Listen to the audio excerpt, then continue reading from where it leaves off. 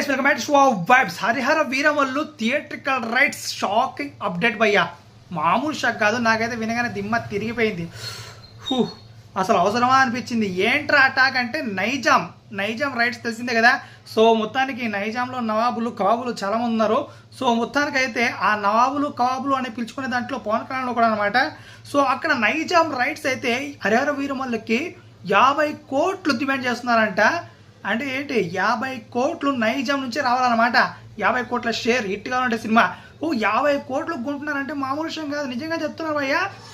ఎవరైతే కొంటున్నారో వాళ్ళైతే నెత్తిన గుడ్డేసుకోండి అంతే. అసలు ఈ హక్కులు కొనేటటువంటి 50 కోట్లు పెట్టి అస్సలు కొనొద్దండి. నెత్తిన గుడ్డేసుకుంటారు, ఇంటి ముందు టెంట్ వేసుకుంటారు అంతే. ఖచ్చితం ఇది మాత్రం. ఎందుకంటే అస్సలు అయిపోలేదు, ఫ్యాన్స్కే మోచలేదు ఈ సినిమా పైన, అస్సలు ఇంట్రెస్ట్ కూడా లేదు. సో అలాంటి సినిమా పైన 50 కోట్లు పెడితే అస్సలు వద్దమ్మా, వద్దు, అంత రిస్క్ వద్దు ఇలాంటి టైంలో. సో పెడితే 30 కోట్లు, మరీ రిస్క్ చేయాలనుకుంటే మీరు 35 కోట్లు, అంతకు మించి ఈ సినిమాకి అంత సీను లేదు భయ్యా పక్కా. సో చాలా మంది ఫ్యాన్స్ అనుకోవచ్చు పవన్ కళ్యాణ్కి 50 కోట్ల స్టామినా లేదా అని. సో ఉంది భయ్య, బట్ నిజంగా ఇప్పుడైతే ఈ సినిమాకి అయితే అసలు కాదు.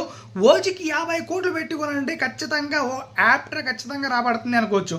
బట్ ఈ సినిమాకి మాత్రం 50 కోట్ల స్టామినా లేదు, అస్సలు ఇంత కూడా చూడలేదు. సో చాలా రిస్క్ అవుతుంది.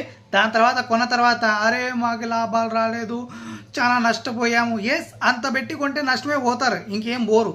సో మొత్తానికైతే చాలా తగ్గించి 30-35 కోట్లకు కొంటే బెస్ట్. లేకపోతే మీ కర్మ, మీ సావండి అంతే. సో మొత్తానికైతే మీకేమనిపిస్తుంది భయ్యా ఈ రేట్స్ పై? తప్పకుండా మా కంట్రోల్ తెలియజేయండి. సో మొత్తానికైతే ఇంకొకటి, తెలంగాణలో ఎక్కడైతే నైజాంలో కొంటున్నారో అక్కడ 1 AM షోలు అస్సలు పడవు, ఓన్లీ 5 AM షోస్ మాత్రమే. అవి కూడా ఉంటాయో తెలీదు. సో కర్మగాలి. సో మొత్తానికి మీకేమనిపిస్తుంది ఈ రేట్స్ పై? తప్పకుండా మా కంట్రోల్ తెలియజేయండి. ఎందుకంటే మినిమం బడ్జెట్ ఈ సినిమాకి. అసలు ఆల్రెడీ మనం చూస్తున్నాం యూఎస్ఏలో బుకింగ్స్, ఆ ర్యాంపేజ్ అబ్బో మామూలుగా లేదులేండి.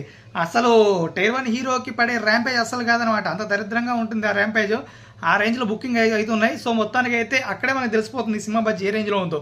సో మినిమం కామన్ సెన్స్ ఉండాలి కొనాలంటే నైజాంలో. సో కొనాలంటే మీ కర్మ, కొనుక్కోండి అంతే, ఇంకేం చేయలేం. సో ఇది భయ్యా మొత్తానికి న్యూస్ అయితే. సో మీరేమనుకుంటారు? తప్పకుండా మా కంట్రోల్ తెలియజేయండి. 50 కోట్లు ఎక్కువ అనుకుంటున్నారు, మరి తక్కువ అనుకుంటారు? తప్పకుండా చెప్పండి మళ్ళీ. అండ్ ఇంకా ప్లీజ్ సబ్స్క్రైబ్ చేసుకొని వెళ్ళండి. సబ్స్క్రైబ్ అవుతాం ఎవరు చేసుకోరు, చేసుకోవచ్చుగా.